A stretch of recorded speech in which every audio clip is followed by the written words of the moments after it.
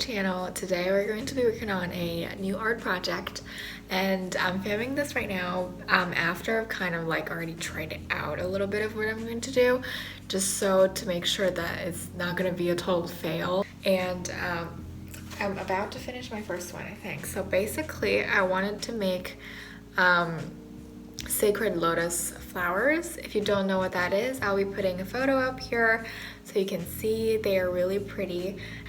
The kind of paper that I'm using is this, and it's traditional Chinese paper for calligraphy writing. I have it at home because I do Chinese calligraphy, but I just thought this really light and flowy and kind of semi-transparent paper is going to be really good for this project. So I added a final few pieces to this one that I just showed you. Now it has like a few more layers. You see the tape is yellow. I'm going to paint that to white so everything's like clean and nice.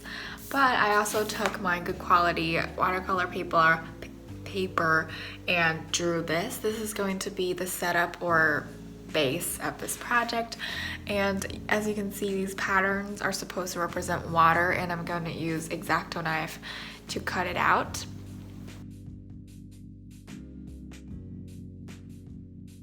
And now I'm just going to make a second one. I think max we're gonna have like 3 flowers, and the rest is gonna be the plant, which I have no idea how you call it in English, but I'll be putting an image here so you know what it is. Okay, so we just made our second flower. Let me show you.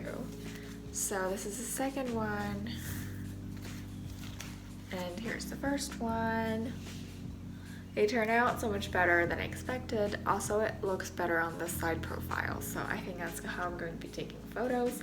Now I'm going to create this steam that comes out from the bottom of the flower in order to put it on the base. This should be a bit more difficult than what we've just done, and I think I'm going to be using this wire, and this is from one of the notebooks that I had. And then I just had this wire that I can take off and reuse.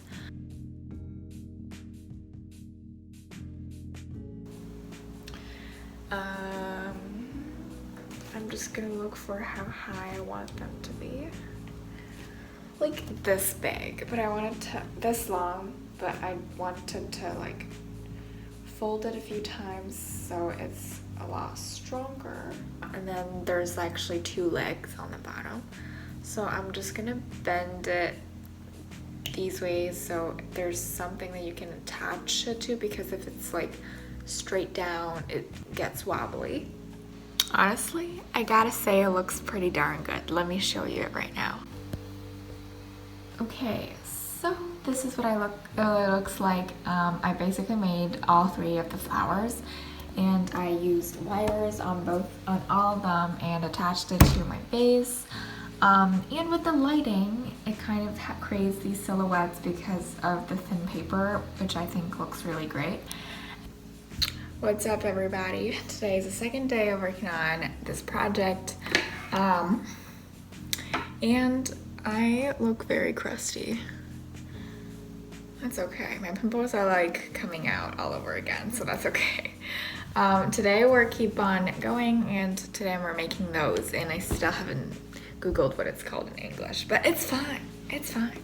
So I just cut out a piece of this organic shape using the same traditional paper that we mentioned in this video before.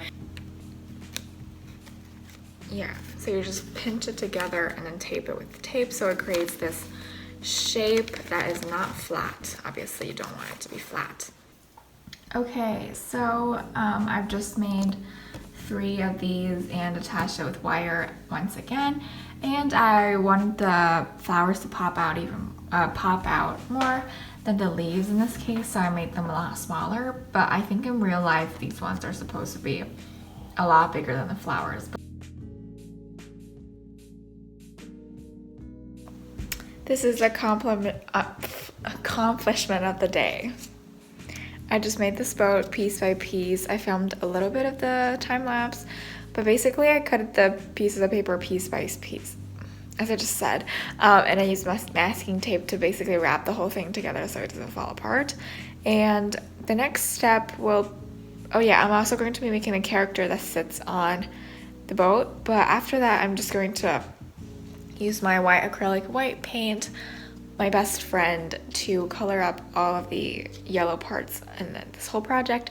We got the person on the boat, but I feel like the bottom's a little too flat. So I think I'm gonna cut like circles or shapes of the water and put it underneath the boat so it looks like there's more movement. Let's go. You know what? I think I'm pretty much done with this except from coloring everything. Organic shape with some holes in it to represent the flow of water, because when something moves on water, it creates like those ripples and stuff. All right, people, it's in the afternoon today of the second day working on this project, and today I'm just going to finish the project itself off, and tomorrow I'll be able to take some photo shoot and post it on whatever platforms that I have. And yeah, I'm just painting it right now with my white acrylic paint, and I'm just gonna do a little time lapse of me doing that, because why not?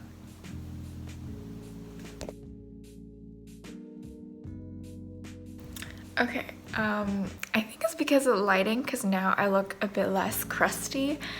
Okay, so I just finished painting this, and I'm definitely leaving the photo shoot to tomorrow, but I just wanted to show you what it looks like right now.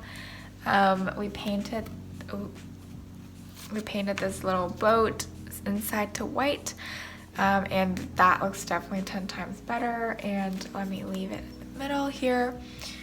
And this is what it looks like right now. Photo shoot is going to help to make it look a lot more professional, obviously, but I think the flowers really does the job.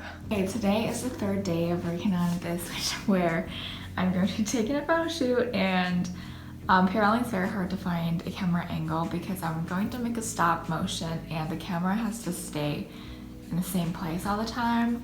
But this is a sculpture that we have, and what we're going to do is we're going to put our camera here, and it's difficult to find a good spot, as I said, so I had to stack all these things together to put it to a good angle right here, so it's going to be looking like that. So I've just finished filming, and this pimple's not doing great. Yeah, whatever. So I just finished filming the stop motion, and I've actually really liked what I've done. I didn't destroy it, but I did definitely do something to it. So let me just show you what it looks like right now, and at the end of the video, if you're going to watch until then, you'll be able to see the stop motion that I've made. It's probably going to take the whole day for me to edit that, but let's see what it looks like right now. Look, I've used watercolor to color it into some areas into pink and red, which is supposed to be blood, which is kind of violent, but it looks beautiful. So I'm not mad about it. I think the end result is going to be amazing, and I've kind of created like a storyline here, so hopefully that'll work well. 2000 years later. Once again, I didn't film an outro. Ignore how I look right now, but now what you're going to see is going to be the stop motion. Now that actually took me a few days to do because I actually photoshopped images individually in order to make the background black and to make it look fairly presentable. And then I had to put them together as a stop motion, which you'll see in a sec. But I really enjoy this project. I've always wanted to do something stop motion before, but none of them really turned out great. And this one was okay. It's not amazing because stop motion really is a lot of work if you've done it before. But here it is. Please enjoy. Thank you for watching. See you next time. So actually, I'm going to talk a little bit about what this artwork is about. So the whole meaning is supposed to be when the person or human beings come to this new environment, and we are curious, everything is pure and white, and we wanted to explore.